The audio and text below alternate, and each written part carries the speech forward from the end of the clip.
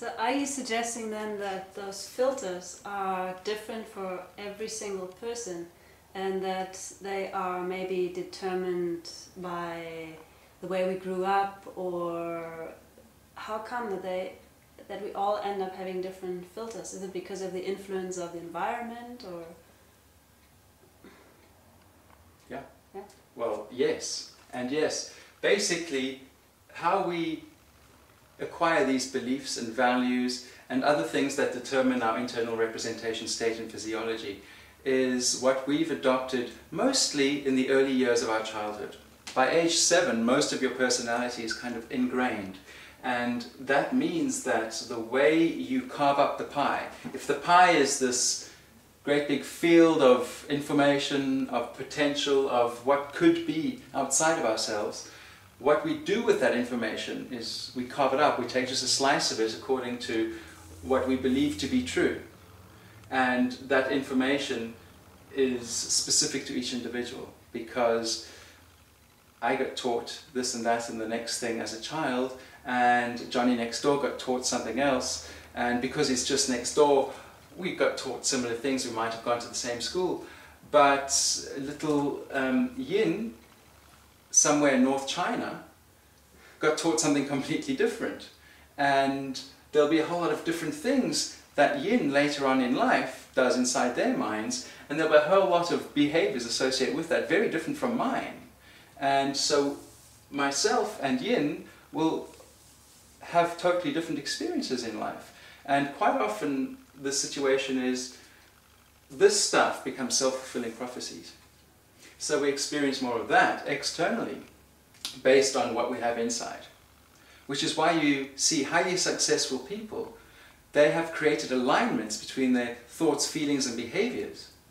And that sincere alignment between their thoughts, their feelings and what they do interacts with the external environment and attracts into their life the things that are important to them. A lot of people think that they'll be happy when, they'll feel joy when, a sense of fulfillment when they experience something outside. In other words, I'll be happy when I get the car, the house, the nice clothes, the furniture. And what they focus on is the acquisition of something outside themselves. But actually what they need to do in order to powerfully attract that into their lives is notice any limiting beliefs and things that might be getting in their way because of what they picked up from their caregivers over the years.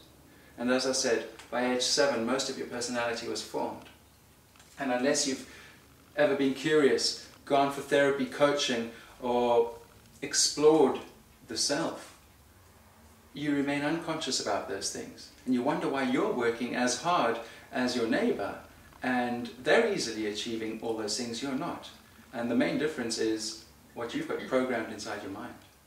So basically this model would then also explain why, for example, in a car accident, if witnesses are required, you've got 10 different people and you've got 10 different stories as to, according to their filters, depending on what they've seen.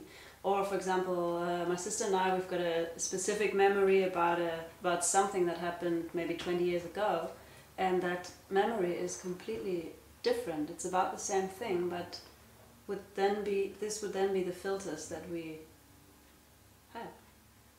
Yes. And what's interesting about memory is that each time you think back to it, it changes. In NLP we say memory is an active synthetic process, which really means each time you revisit that memory, you think about it again, it changes in the light of your current experience in life. So we grow up through life and we think back to old memories, and given our current life's experience, knowledge, wisdom and so forth, that influences the memory, which is somewhere inside our brains over here. And each time you think back to it, it's changing in some subtle way. It can change profoundly when you revisit that memory and use some of the powerful NLP change patterns and so forth that this field do offer. Psychotherapy works in a similar way. Keep thinking about the old experience in the light of who you are now, and if you think about it enough times, given what you're aware of in this day and age, eventually it changes. It's a longer, more drawn-out process than some of the more rapid yet sustainable change techniques that NLP offers. Does that answer your question? Yes. And then you're saying that we do these three things: distort, generalize, and delete. So, just as an example, as far as I understand, generalization could be, for example, that, I got bitten by a dog when I was 15 years old. And since then, I have this kind of, not a fear, but dogs are, they're a bit intimidating. So would that be an example for something that has generalized out into other areas? Just because this one dog has bitten me, now suddenly I feel that I'm a bit afraid of other dogs in the area. Or can you give another example of what it is that we generalize? Your example is certainly a valid one of how we generalize, because you get bitten by a dog. It's one particular dog on one particular day. And we generalize that in terms of now suddenly all dogs are dangerous. And that's how phobias get created in our nervous systems. Because a phobia is a generalization of an experience. For example, that bite of that dog now means that all dogs are dangerous, and it's an irrational fear, because you might be walking on the beach and there's a little Maltese poodle. It's just about this big, it's completely harmless, and you get that kind of fear reaction because of that past event. And that's an irrational fear. You know that little dog is harmless, or probably is, and therefore it would be useful to readdress that. And once again, NLP does teach how one can retrain the nervous system so that that irrational fear isn't there, while maintaining the integrity of fear itself, because it's there to protect you.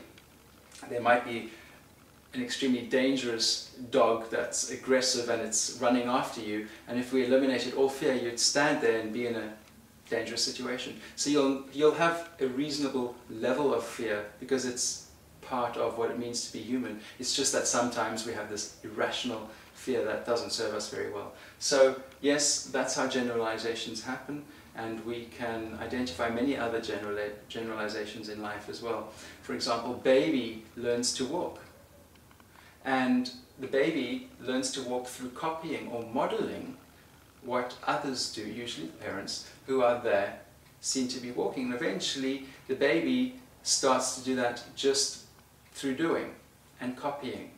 And then it starts to realize that if it can do that, it can walk faster, it can run. He or she can achieve many things because we can now propel ourselves forwards on our feet. And so we generalize that at a neurological level. If I can do this, I can achieve that, and that means, and it opens up the fields to all these other potentials. So it's a very natural way that the mind processes information. So that means that to generalize is actually also a good thing. If for example, I've learned how to open a door at a certain age, and now if I see a door, I know automatically that this is a door and I can walk through it. I've generalized. I don't have to think every single time, okay, this is a door, what do I do now? So in this case, it's a good thing, isn't it? You're right, yes.